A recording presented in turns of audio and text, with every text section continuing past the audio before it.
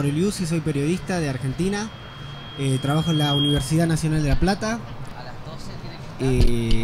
Trabajo como consultor, investigador en medios digitales y también desarrollo proyectos periodísticos independientes en Internet. Bueno, buenos días. Mi nombre es Oscar Iván Soto. Yo soy de Colombia.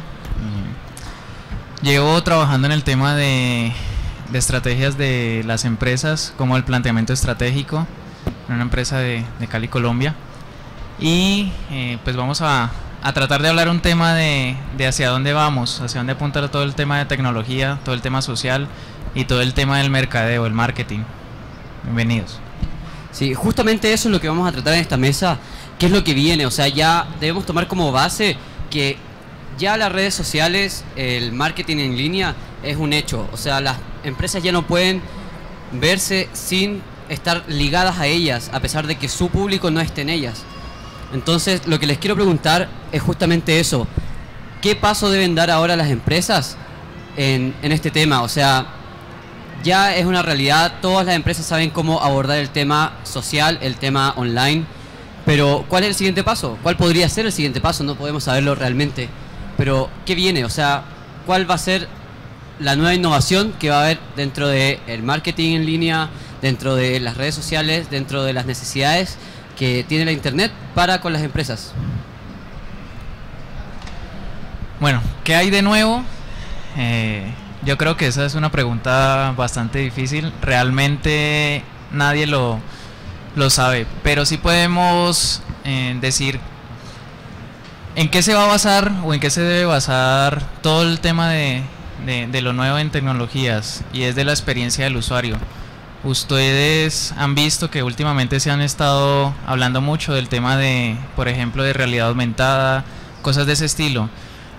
Van más allá del tema de decir y meterse en redes sociales, porque es vivir la experiencia, es darle a la gente esa experiencia, y hacia eso es que, digamos que uno de los puntos que se están viendo hoy en día es llegarle mucho más a ese público, a esa gente, no solo a los clientes, sino también en general, para tratar de atraerlos, y es llegarles y es vivir esa experiencia y que ellos mismos hagan parte de las experiencias, no simplemente que estén interactuando con una marca o no más, sino que desde el mismo usuario, desde el mismo cliente se vivan esas experiencias y se generen esas experiencias. Entonces yo creo que hasta allá vamos a apuntar un poquito más. ¿Estás ocupado? No, yo creo que viene por un lado por lo que acabamos de escuchar, y por otro lado de dejar de copiar muchas estrategias que se utilizaban en otros medios y que ahora se utilizan en el ámbito digital, que también nos pasa en el periodismo digital y le pasó a la radio y a la TV, de copiar y de transportar lo que era un paquete de comunicación al nuevo medio. Me parece que el desafío está en empezar a innovar lo que son los mensajes, en innovar lo que son las nuevas estrategias y en mostrar contenido de otra manera, no copiar el flyer en papel y ponerlo en la cuenta de Facebook de la empresa. Son otras maneras de contar, otra manera de consumo, y ahí las empresas, los periodistas y la gente del marketing y los creativos se tienen que esforzar un poco más en eso. Hay algunos ejemplos interesantes, pero no todos están tratando de innovar. Ese es como el camino, creo. Desde mi perspectiva, coincidiendo con los dos postulados anteriores, tengo la sensación de lo que tiene que pasar ahora es que las empresas tienen que aprender a hablar con sus clientes. Nosotros estamos muy acostumbrados a empresas que no son transparentes, que no saben hablar con la gente, saben vender, ¿ya? Pero no tienen idea de si les llega una pregunta difícil.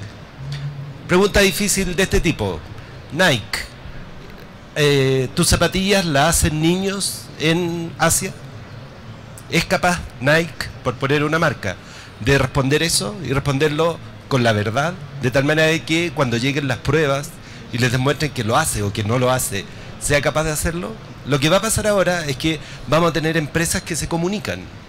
estas empresas que se comunican no solo van a decir cosas, sino que van a recibir preguntas y se van a meter en una conversación. Por lo tanto, una de las cosas que va a pasar y que va a empezar a pasar es que nosotros todos como consumidores vamos a empezar a exigirle más a las empresas y por lo tanto las empresas van a estar en otro pie, en un pie distinto. Entonces, no veamos lo que viene solo como un desafío tecnológico, también es un desafío en términos de comunicación, porque, como decía recién Oscar, se necesita una estrategia. O sea, no sacamos nada con poner a un chico de 18 años, de 20 años, que sabe usar Twitter y Facebook, a responder preguntas que pueden comprometer la capacidad y el futuro de la empresa. ¿Serían ustedes capaces de hacer eso? Ok, eso es lo que vienen, empresas transparentes que requieren respuestas distintas. Y eso es lo que nosotros, creo, como consumidores vamos a empezar a obligar a las empresas a hacer, y es lo que las empresas van a empezar a hacer con nosotros, a responder. Eso.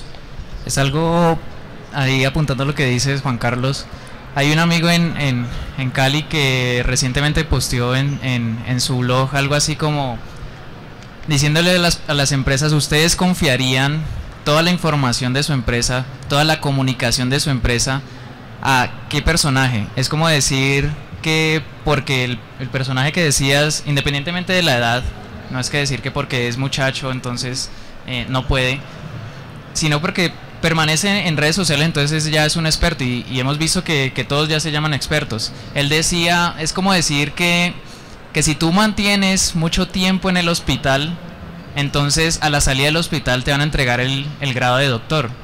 Es algo parecido. Me causó mucha curiosidad el tema, porque es que, claro, todo el mundo está pensando que es que ahora son todos expertos, y la verdad no es así. Hay muchas cosas que están detrás de eso, y las empresas tienen que entender eso, que están confiando toda su información y toda la relación con su cliente y con los nuevos clientes, ¿sí?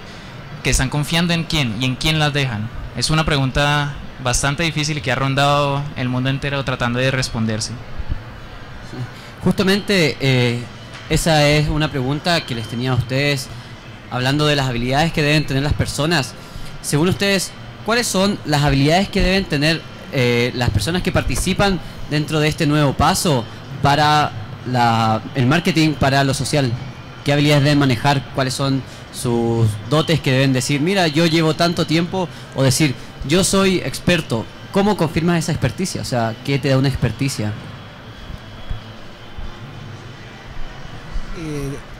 En relación a lo que escuchábamos recién, también es importante, con lo que preguntás, pensar el rol de los periodistas en esta nueva manera de comunicarse, porque como decías recién, hay chicos grandes que quizás las empresas en este primer paso han hecho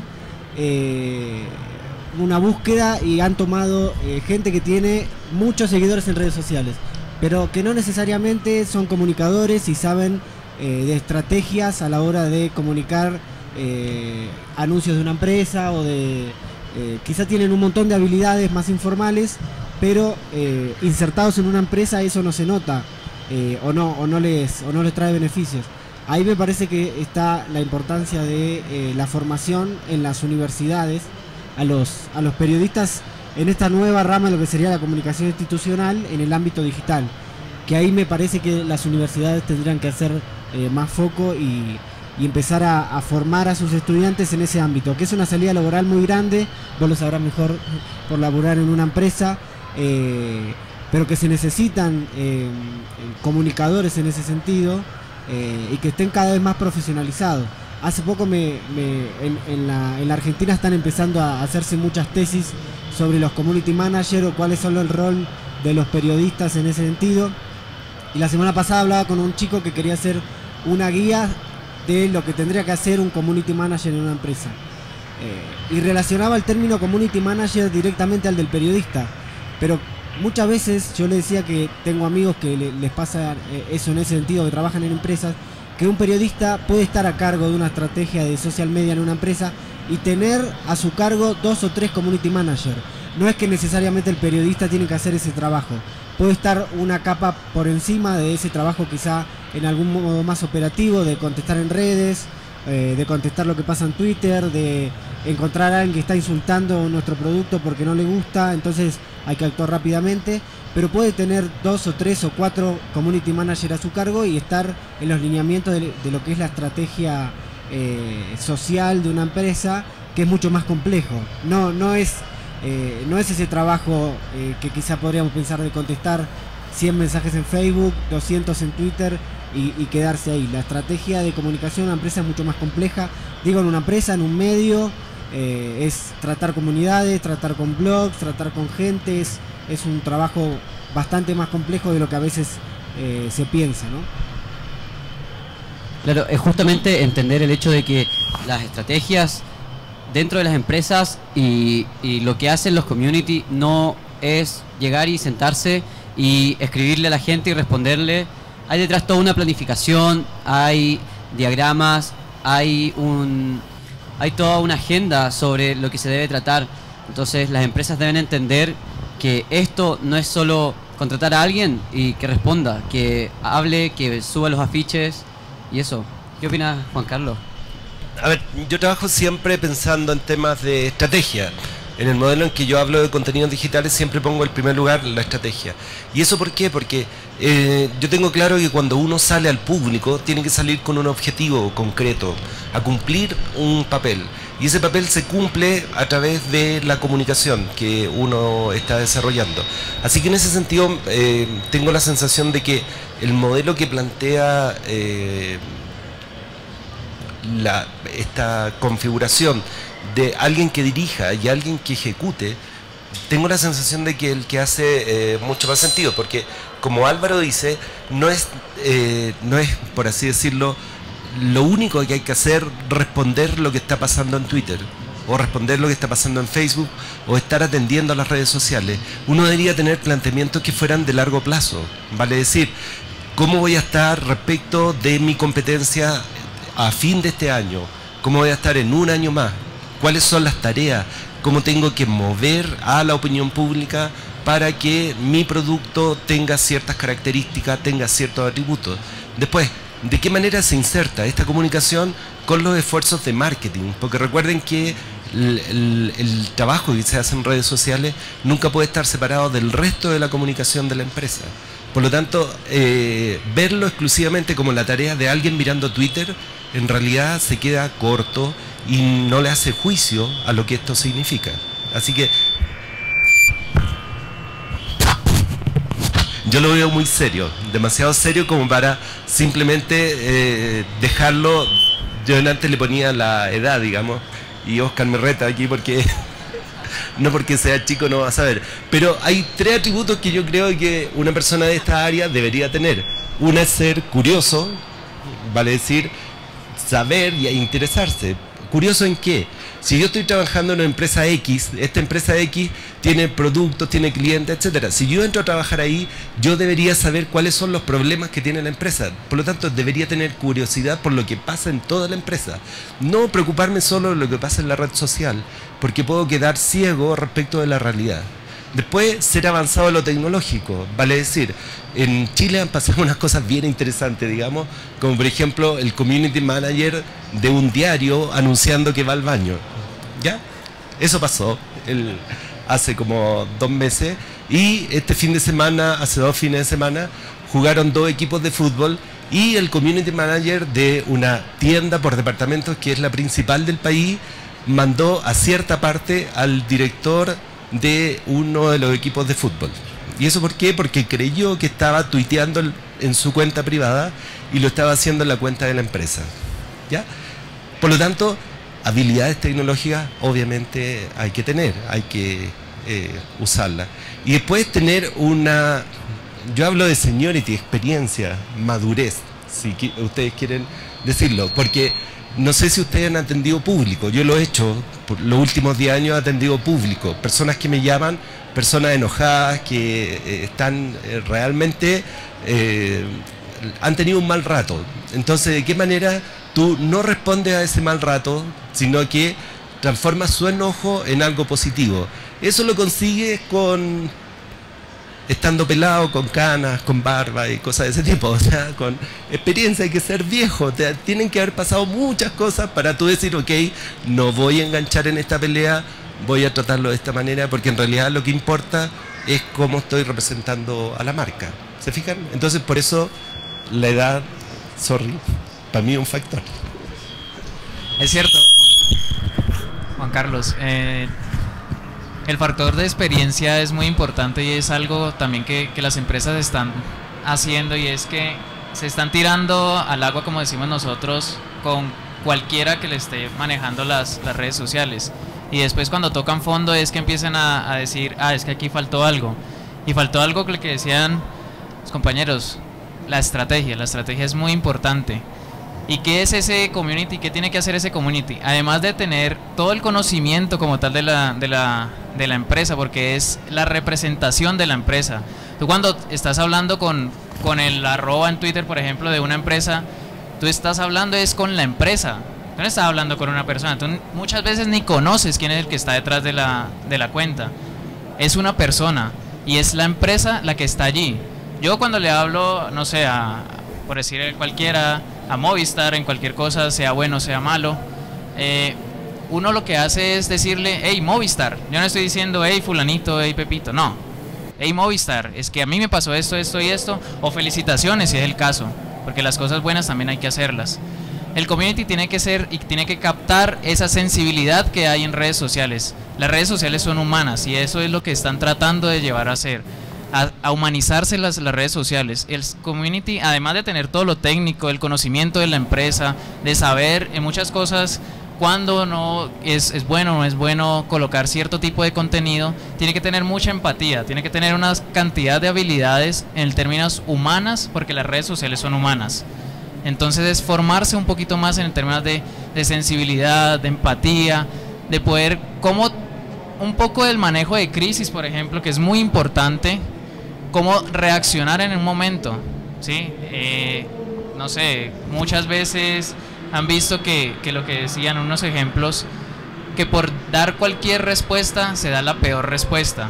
Muchas veces hay que calmarse, y ese calmarse se lo da algunas otras las experiencias, otras cosas el tratar de capturar en cada uno de, no sé quiénes están interesados o están trabajando de community manager, es de tratar de capturar ese sentido humano que tienen las redes sociales, ¿sí? Y es que simplemente tú estás hablando, detrás siempre va a haber una persona, y eso hay que tratarlo así, no es simplemente, no es una máquina a la cual tú le estás hablando. Entonces hay que capturar eso, y el community debe trabajar mucho en el tema humano. Ok. Antes de continuar, tengo una pregunta tiene que ver con el periodismo, y cuál es el nuevo rol de los periodistas, porque ahora los periodistas están saliendo con el título de periodista y algo más, siempre, periodista digital, periodista análogo, periodista de reportajes, periodista audiovisual. Todos entienden el periodismo digital como el periodista que escribe en los medios digitales. Pero, ¿qué otro rol tiene el periodista? ¿Qué otro rol puede asumir el periodista dentro de este nuevo modelo, donde la parte más importante del siguiente paso es aprender a comunicar? Volviendo a la base de todas las carreras y de este fundamento del periodismo, es comunicar. Los periodistas estudian para aprender a comunicar. ¿Cuál va a ser el nuevo rol que van a tener ellos? ¿Qué es lo que deben decir? Mira, yo tengo que saber esto. Yo soy un periodista digital, pero soy un periodista digital que sabe comunicar. ¿Cuáles son las cosas que ellos van a tener que hacer? No, el periodista tiene que ser periodista, porque no todo el tiempo vamos a poder trabajar en un medio digital o en un medio en particular. Lo que es importante, que en esta época que se dice que el papel va a morir o que Internet va a pasar por arriba a los otros medios, yo no creo que sea así. Lo que es importante es que Internet va a redefinir a los otros medios, y ahí los periodistas también tenemos una oportunidad, tanto en el ámbito de la comunicación institucional, como la que estábamos hablando, como entender que Internet va a redefinir el papel, y los periódicos en algunos años no van a ser lo que son hoy, pero van a seguir existiendo, y ahí también se van a necesitar periodistas que tengan nuevas capacidades también, quizá para remixar también mucho más noticias en internet, como en el papel, como veía ayer en el diario El Comercio que ponían un código QR para ampliar más información en el papel, es una innovación, o noticias contadas de otra manera, títulos quizás más relacionados con la web, más con tags diferentes, nuevo periodismo haciéndolo de manera diferente. Y también la perspectiva que por lo menos en Argentina está pasando bastante, y creo que en otros lugares del mundo también, es todo esto de la comunicación institucional en el ámbito digital, que es importantísimo. Y ahí también por fuera de los medios, que podemos ver community manager en diarios digitales o en otros, o en revistas o en canales de TV o de radio, en las empresas. Lo que hablamos hoy de los periodistas necesitando que necesitan trabajo y que encuentran en empresas y en el ámbito institucional lugares para desarrollarse y lugares divertidos para desarrollarse, porque también las redes sociales son lugares que son divertidos y que no haciendo la diferencia con el caso de Chile, pero necesitamos también perfiles propios para también descansar y para poner cosas divertidas, para putear al técnico de nuestro club, y también perfiles, si manejamos un perfil de una empresa, para tener un desarrollo más profesional y siempre, como decía Oscar, digamos, saber contestar que estamos hablando en nombre de una empresa. Que quizá el ejemplo más concreto de eso a veces son los políticos, que no se dan cuenta que su cuenta de Twitter, por ejemplo, lo manejen ellos o no, es una cita textual todo el tiempo, es un micrófono abierto, que los medios ya lo están tomando así, están publicando textualmente lo que dicen en Twitter, y a veces dicen cosas que no dirían ni en una reunión, ni en un micrófono abierto, ni en un ámbito privado. Digamos, en Argentina hay un montón de casos, me imagino que acá también los debe haber, con presidentes teniendo Twitter, con secretarios, políticos, y eso también es importante, mirarlo desde el lado periodístico y saber qué cosas son tuiteables, qué cosas son prensables, qué cosas son para la comunicación digital abierta y qué cosas no, qué cosas son del ámbito privado. Respecto a eso, si bien concuerdo con Álvaro, tengo la sensación de que nuestra carrera, la del periodismo, se va a parecer cada vez más a la película Matrix, la primera, digamos, que era cuando tú necesitabas aprender algo y te ponían un disco y aprendías a pilotear helicóptero en nada. Tengo la sensación de que la carrera, lo que estudiamos en la universidad, va a ser el punto de partida y nada más, pero no va a ser aquello en lo que nosotros nos vamos a desarrollar. Por ejemplo, yo estudié, les conté en la primera charla, en una escuela que tenía máquinas de escribir. No porque fuera pobre ni nada, sino porque los computadores no estaban inventados todavía. Ya, ese es otro tema. Entonces, todo lo que yo aprendí y que he desarrollado y toda mi carrera, es una carrera que me la he hecho yo. O sea, básicamente, yo me he encargado de estudiar, de buscar a los autores, de usar internet de manera creativa, de trabajar en proyectos que me permitan seguir aprendiendo, etcétera. Entonces, por ejemplo, hoy día estoy en dos áreas, en dos pies que son nuevos y que de los que se está hablando un poco. Uno es curatoría de datos, que es como tú juntas información de diferentes espacios, mundos, etcétera, y logras mostrar información interesante sobre un tema. Y el otro es visualización de datos, ya que son también, pese a que yo estudié periodismo para alejarme de las matemáticas, hoy día estoy usando Excel como nunca, digamos, ya. Y he aprendido a sumar, restar, y por primera vez las ecuaciones tienen algún sentido.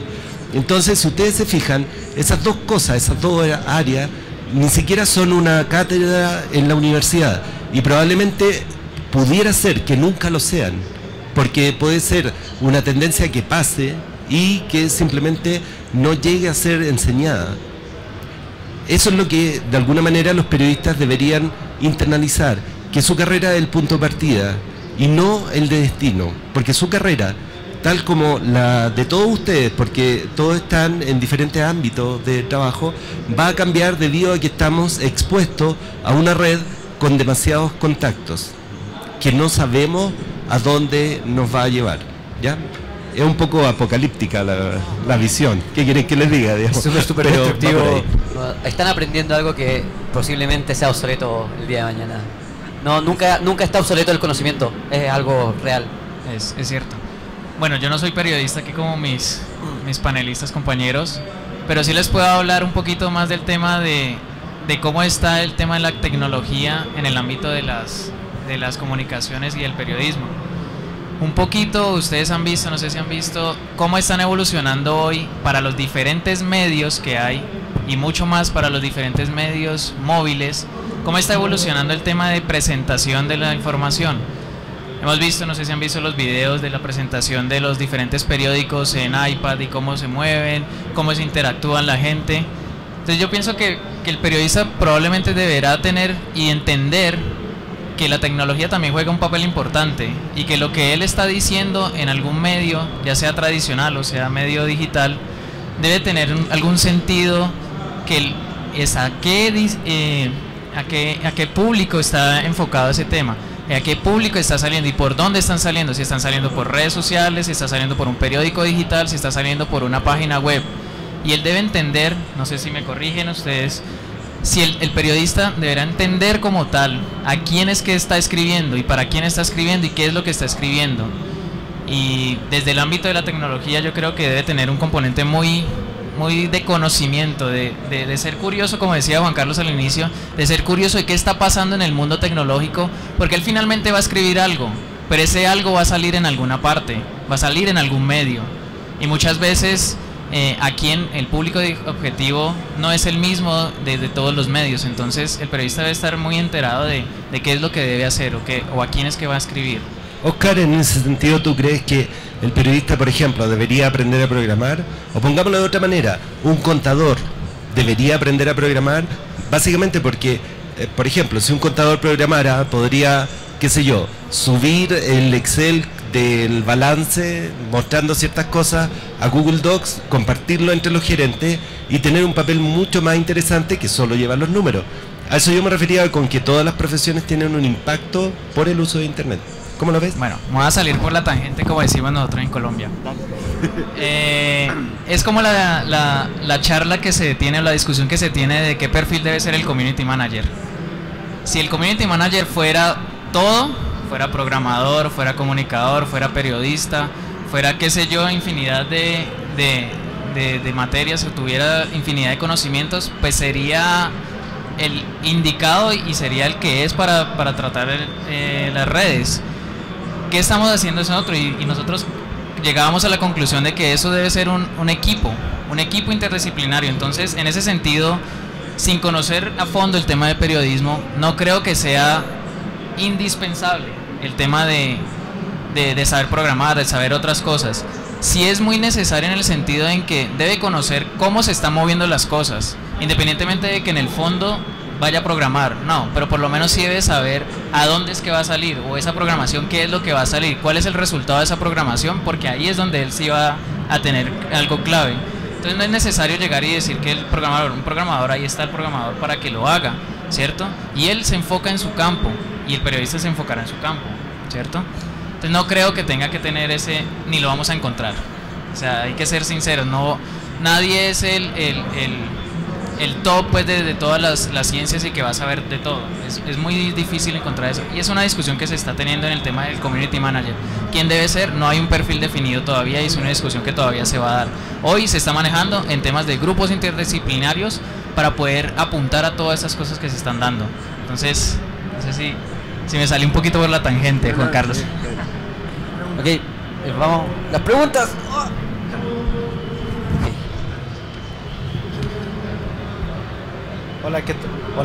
Hola, ¿qué tal? Buenos días. Felicitaciones por las exposiciones. Soy Marlon Tandazo.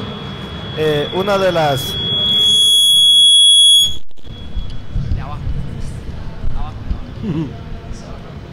Hola. Hola, ¿me escuchan? ¿Aló? Hola.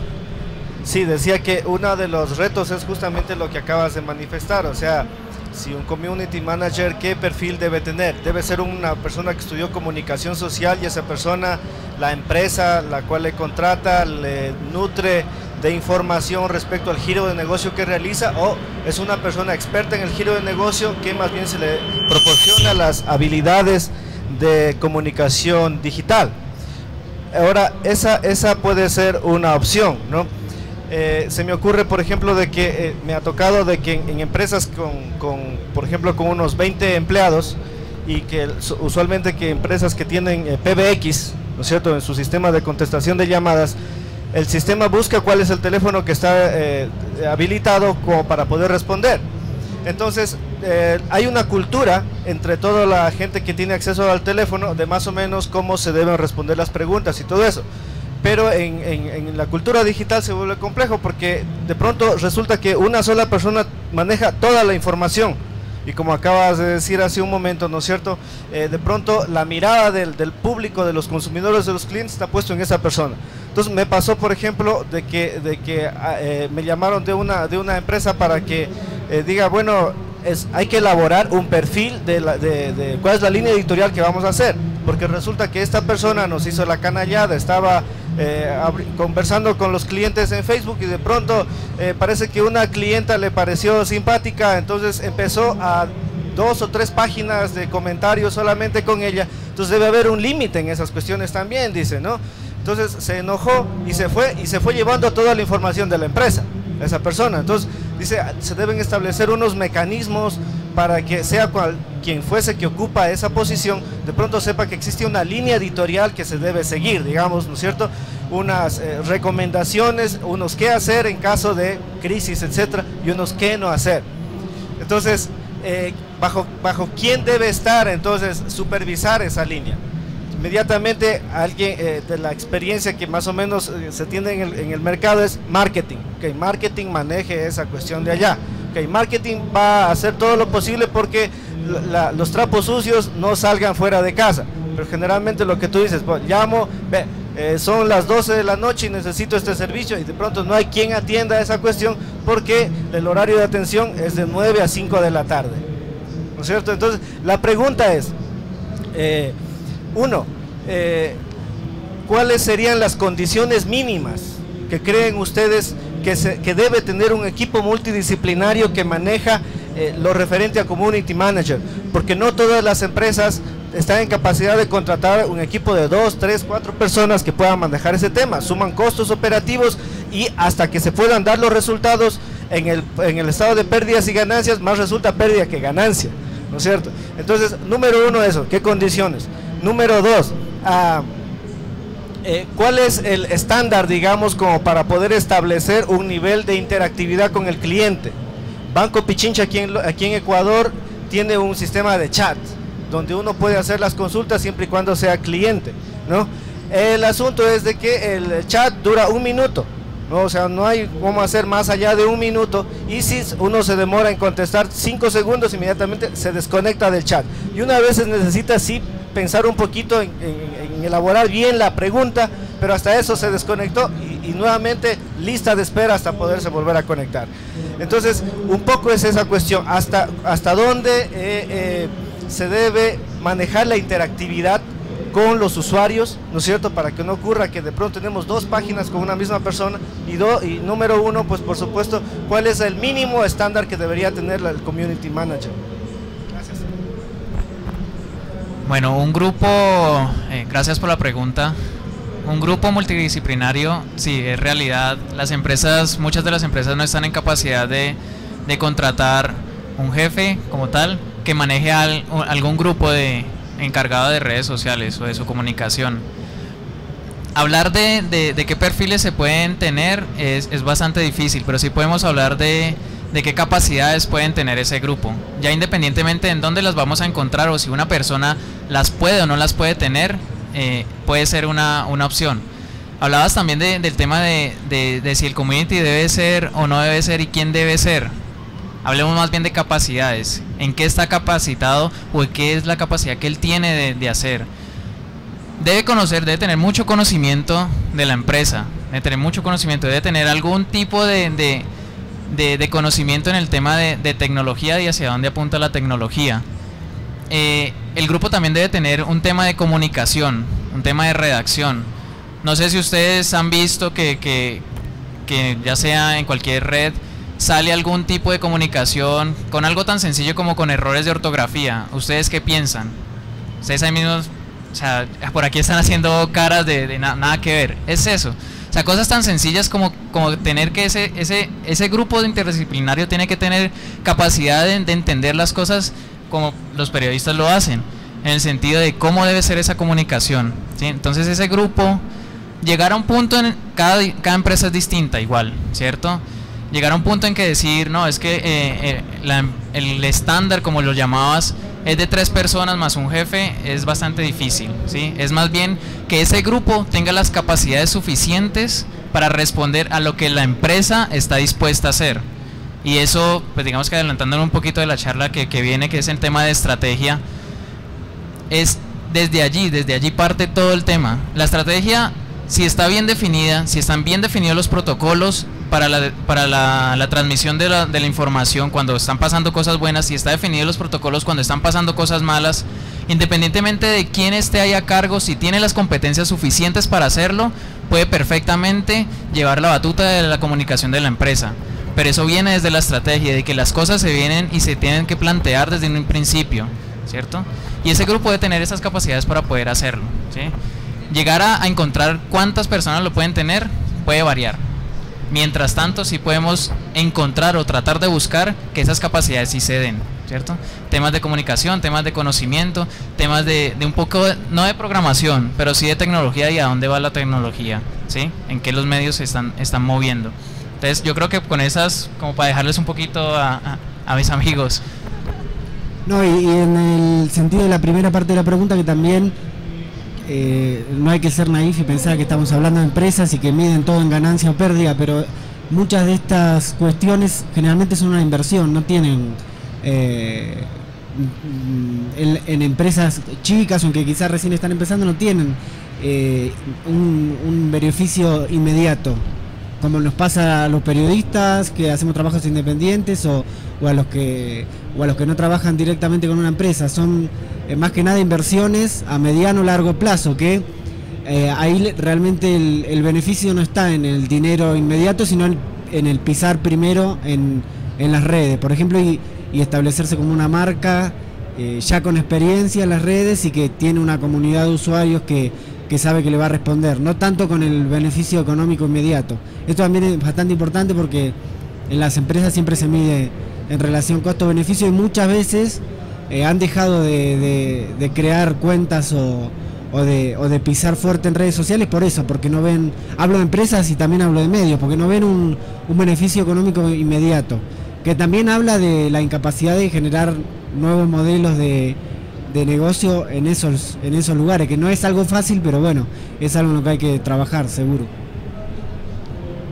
Ok, mi visión es que mi primera recomendación respecto de redes sociales es no entrar en ellas si no estás preparado.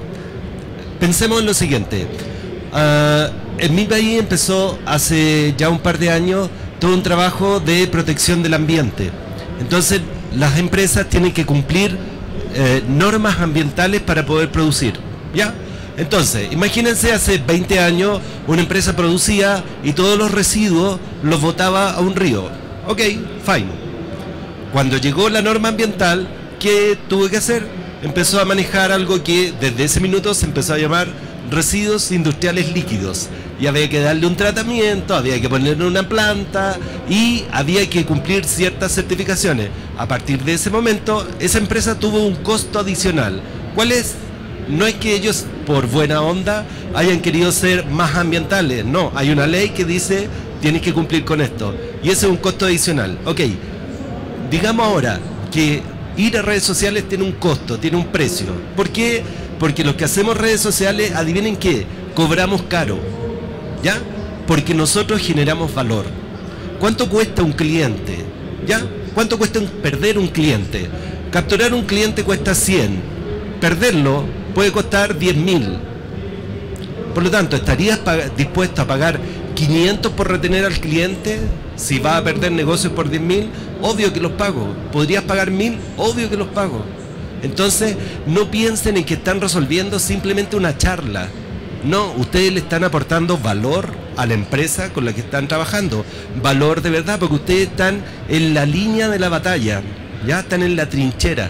De ustedes depende si se gana o se pierde esta batalla. Por lo tanto, a tu primera pregunta, ¿cuál es el equipo mínimo, por así decirlo? Las condiciones mínimas. Para mí el tema es de qué manera tú logras hacer que ese cliente que va a estar comunicado con la empresa siga confiando en ti como proveedor. Eso es.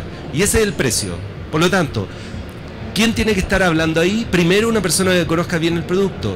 Eso es esencial, porque si te voy a responder de buenas maneras, sin decirte nada, en realidad no saco nada con hablar contigo. Y lo único que voy a hacer es pedirte, oye, ¿me puedes pasar con alguien que entienda? Por lo tanto, para mí esa es una condición mínima.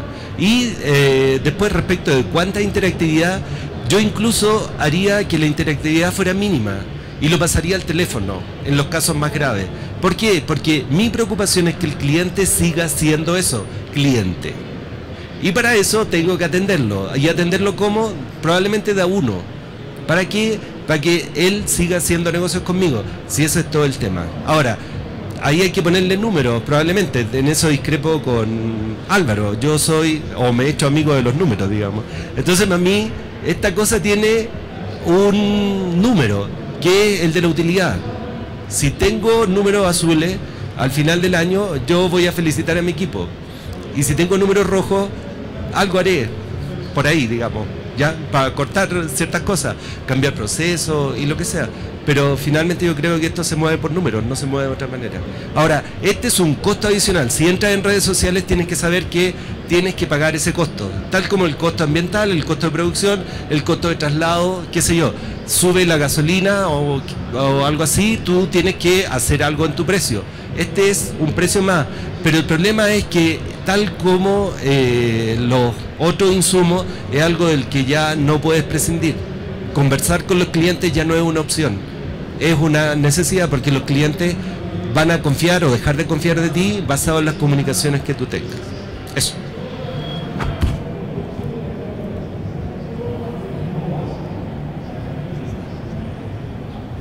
Buenos días. Quisiera hacerles una pregunta, estimados panelistas, sobre todo en el ámbito de la comunicación y la estrategia, algo que esperaba que lo topen, el tema de la política digital. Sí, ahorita hay muchas tendencias en ese concepto, está hablando de la micropolítica y de la política de bolsillo, el pocket policy. Yo quiero saber que desde el punto de vista cómo ustedes le manejan, cómo lo ven a la situación del social media, qué es lo que se puede esperar después de ya tener el resultado en Irán, el resultado en Egipto y ahora lo último que estuvimos casi en tiempo real, por no decirlo de otra manera, en el linchamiento de un exdictador. Gracias.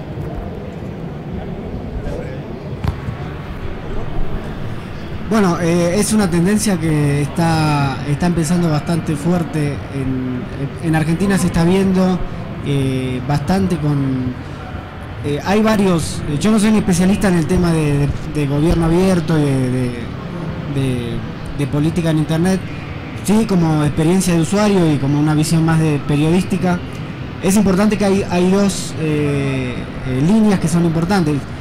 El principio que hoy lo hablábamos con los tres también en el sentido de todo el pasaje de muchos trámites que antes se hacían en ventanillas o en instituciones gubernamentales que se pueden hacer ahora por internet, los padrones a la hora de votar, ese por un lado, y por otro lado que también están con el marketing tradicional, que también los políticos se han convertido en un producto, que nos quieren vender cosas y que también están aprendiendo a hacerlo en las redes sociales, que les obligan a hacerlo de alguna manera más transparente, porque si, como el dicho dice, la mentira tiene patas cortas, en internet tiene más cortas las patas todavía, y los políticos muchas veces no se dan cuenta de eso, y lo que decía hoy también no se dan cuenta que ya los usuarios toman sus comentarios en Twitter como una cita textual, los medios lo toman como una cita textual, y hemos visto varios ejemplos en el mundo de que han metido la pata y bastante grande. Es importante que vayan adquiriendo la herramienta porque le da mayor transparencia a lo que hacen, porque ya esa comunicación entre el usuario, entre el ciudadano y el político no está mediada por un medio de comunicación tradicional. Para mí eso es importantísimo, tanto en lo político como en los deportistas, como en las figuras públicas. No necesitar de un medio tradicional para que medie esa comunicación me parece que es tiene sus cosas que son bastante interesantes. Y en el caso de la política más porque eso nos influye directamente como ciudadanos, y hay ejemplos que son interesantes para seguir en el mundo. A mí me toca más directo en este caso, en esta semana, porque el domingo son las elecciones en Argentina y no se ha visto mucha campaña en internet, salvo la del oficialismo, la de la presidenta Cristina Fernández de Kirchner, que hasta se ha hecho una red social propia para esta elección, pero después lamentablemente la oposición no ha tenido gran estrategia en internet y que sería importante. También es importante el tema de que las redes sociales no son una herramienta electoral o una herramienta de campaña, son una herramienta de gestión. Los políticos tendrían que aprender eso también, porque siempre pasa, se sacan una cuenta 2 o 3 meses antes de las elecciones y a los 2 o 3 meses después ya no la usan más.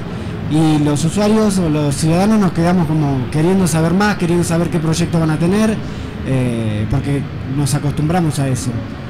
Me parece que es importante eso, pasar de que sea una campaña de una herramienta de elección, una herramienta de propaganda, entre comillas, a una herramienta de gestión. Eso es el paso que tendrían que dar los políticos. Bueno, curioso que realices esa pregunta, porque justamente afuera les estaba contando los amigos el tema que está viviendo hoy en día Colombia con lo que nosotros llamamos, o el Ministerio de las Telecomunicaciones ha llamado gobierno en línea. Voy a contarles un poquito a grandes rasgos lo que ha tratado de hacer en temas de política digital. Vamos. Gobierno en línea lo que ha querido hacer es llegar a toda esa comunidad a través de los medios digitales, haciendo que, por ejemplo, que todos los trámites que antes tenían que ir a una oficina, tenía que hacer una cola, tenía que llevar papel, etcétera, etcétera, hoy simplemente es meterse a internet y hacer pasado judicial, por ejemplo, trámites de notariado, trámites de registro, etcétera, etcétera, ¿cierto? Pero eso, más allá de sí, eso suena muy bonito, suena muy chévere el tema de llevemos todo a internet, pero ¿qué pasa detrás de? Y es lo otro que se está haciendo, y es capacitando a la gente, llegándole a la gente, diciéndole a la gente, sensibilizando a la gente. Y eso es mucho del tema de política, porque le están diciendo a la gente, usted puede hacer esto y esto, y se va a comunicar con el gobierno, y el gobierno está aprendiendo a responderle a esa persona, independientemente de la que sea. Y eso es lo que deben hacer los gobiernos, aprender, porque es que cualquiera que llega tiene ya sea una queja, una solicitud, una información o hasta unas felicitaciones, pero el gobierno tiene que tener la capacidad de responderle a esa persona, y eso tiene que generarse una política. Lo que está haciendo el gobierno colombiano en este sentido es generando esas políticas, generando esos medios como tal, y poniendo a disposición todo lo que el mundo digital está tratando de brindarle a la comunidad. El gobierno está tratando de brindárselo a sus ciudadanos, ¿cierto? Entonces eso es mucho el tema digamos, como un ejemplo como de qué se está haciendo en mi país en tema de gobierno en línea. Me parece muy chévere el tema, además de que es muy importante que lo tengan en cuenta, y es la apropiación que se debe generar en las personas.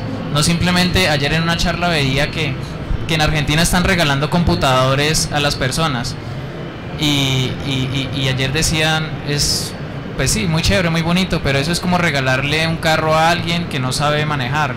O sea, hay un trasfondo de las cosas.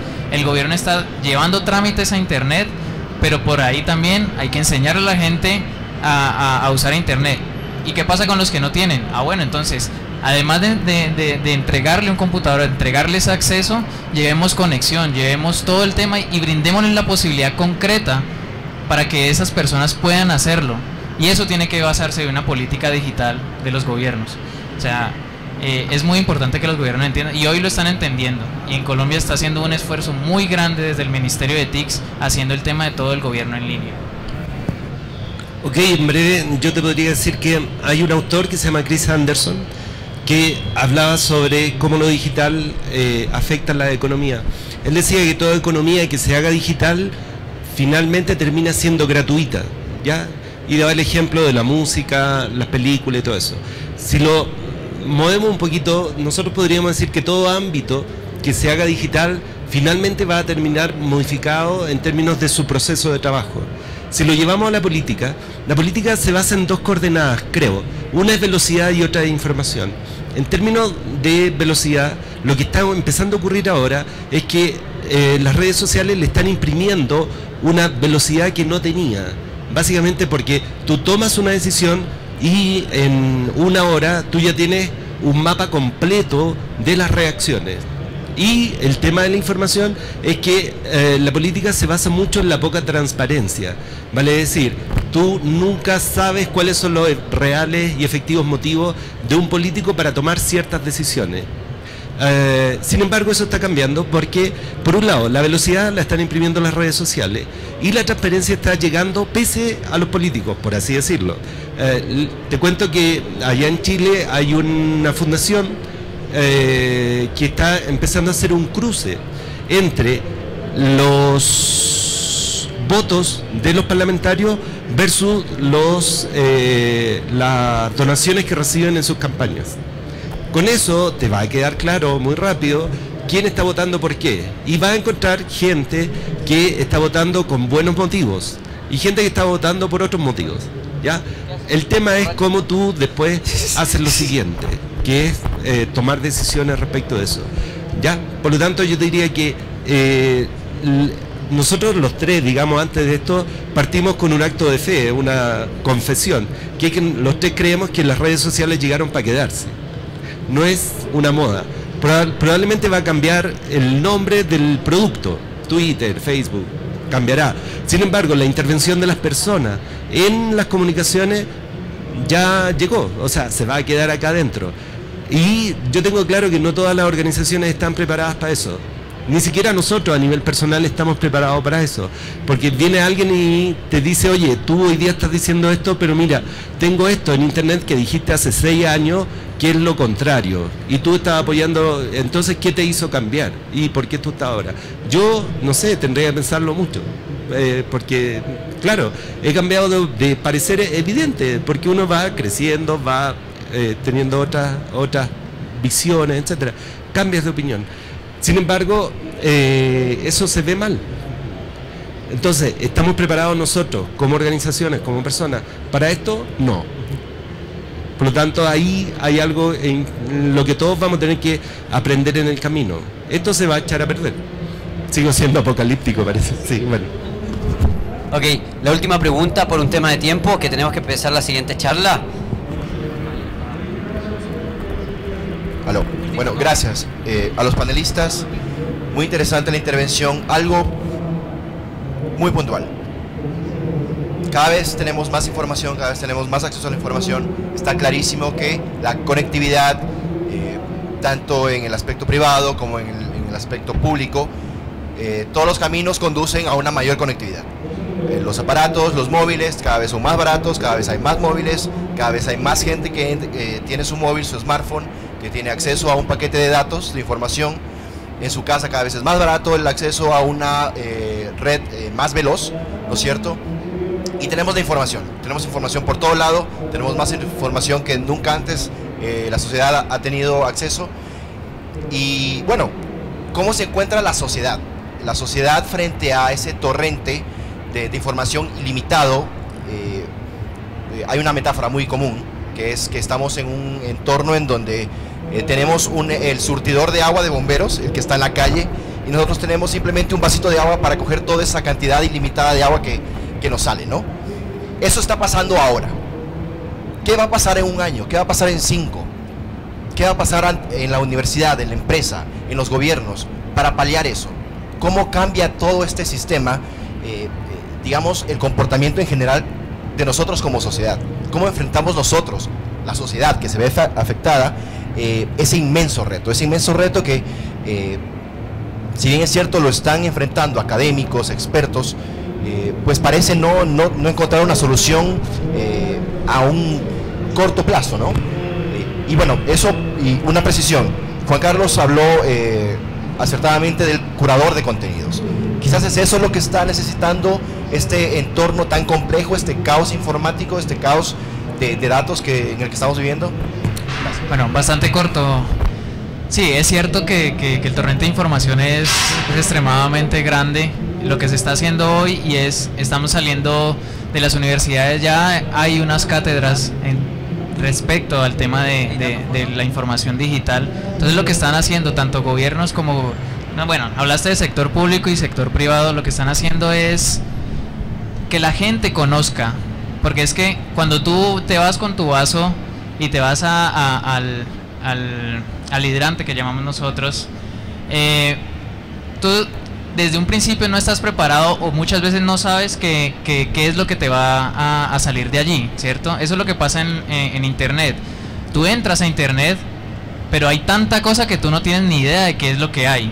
Lo que están tratando de hacer los gobiernos y el sector privado es primero, venga, sensibilicemos a la gente y digámosle qué es lo que está pasando y a dónde es que se debe enfrentar, para que la gente sea la misma que pueda tomar esas propias decisiones, que en el sentido de qué información tengo, porque información es mucha, y cada uno está en la capacidad de decir qué es lo que cada uno puede llegar a obtener.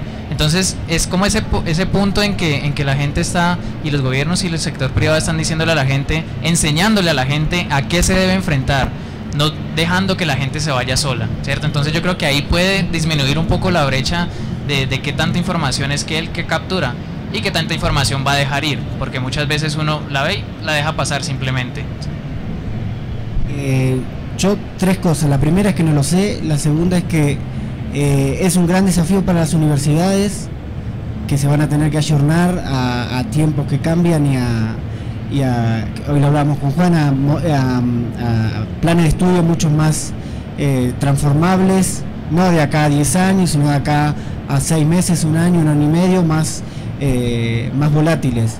Y lo tercero es una recomendación que hay un periodista español que se llama José de Cervera, que en la última revista Orsay de Hernán Casiari escribió una nota que se llama El poder de los bajíos, que contesta a la tesis de que Internet o Google nos vuelve más estúpidos, y dice todo lo contrario, y lo dice de una manera muy inteligente, muy clara, y si podés leerla te la recomiendo porque es muy interesante leer que todo va a ser mejor, que el pensamiento es bueno, que va a estar bueno, que la superabundancia de información no nos hace más estúpidos, sino todo lo contrario. Ok, cerrando mi visión apocalíptica, yo creo que esto, lo que nos está pasando, tiene mucho que ver con cuando eres adolescente y te salen granos en la piel, no los enfrentas, los sufres. Esto va a ser lo mismo, vamos a sufrir la irrupción de las redes sociales.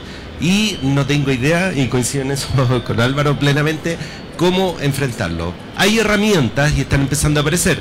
La curatoría de datos, como tú dijiste, una, y lo encuentro, y he estado trabajando en eso y viendo cómo funciona.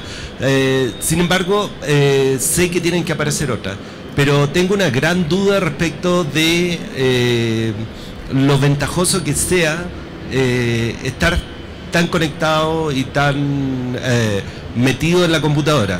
De hecho, esta reflexión la tuve ayer porque estuve 3 horas conectado en mi computadora resolviendo temas, hablando con gente, etcétera. Y yo, después de que apagué la computadora, dije, estoy en Ecuador, aquí hay un montón de gente que no conozco, que no voy a ver seguramente en mucho tiempo, y yo estoy metido en la computadora viendo al mismo grupo de siempre. Entonces, de hecho, no he vuelto a conectarme por lo mismo, porque digo, ok, mira gente de verdad, no mires pantallas. Entonces, tengo la sensación de ahí que nosotros tenemos que, de alguna manera, administrar ese cambio. Pero tanta computadora, tengo la sensación de que no es la solución. Tengo la idea de que es menos. ¿Ya? Y hacer que haya software o cosas así que te levanten lo relevante en el momento en que lo necesite. Pero eso hay que construirlo. Ahí hay, yo creo, buenas oportunidades para verlo. ¿Vale? Gracias. Ok, muchas gracias a los 3. Un aplauso para ellos. Gracias. Gracias por venir. Y en unos 2 minutos comenzamos la siguiente charla. Empresas 2.0, cómo incluir una estrategia de social media. ¿Okay? Tú te quedas acá.